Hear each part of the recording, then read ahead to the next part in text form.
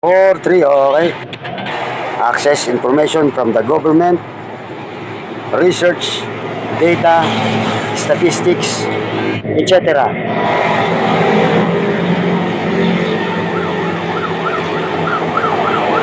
Freedom of information.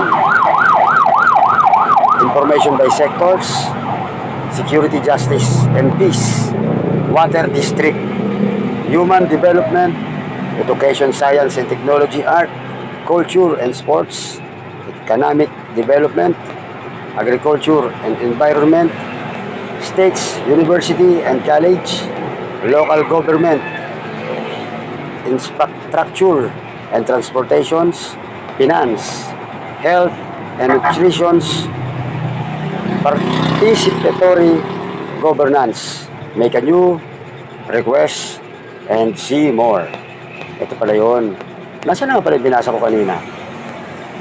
Nawala ah.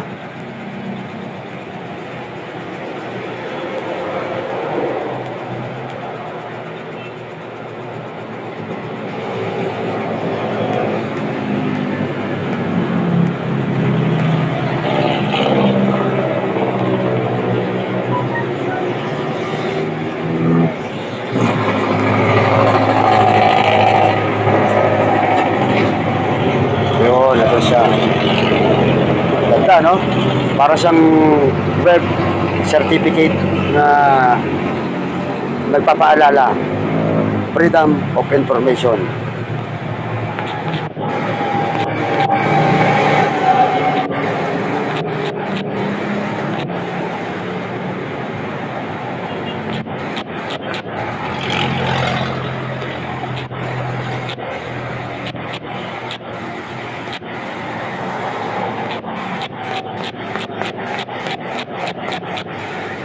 Wala na tayo ngayong photo album na pinagtataguan ng mga remembrance o kaya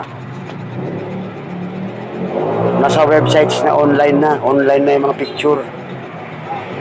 Pag na-hack yung account nyo, nandoon yung mga memories, wala na rin.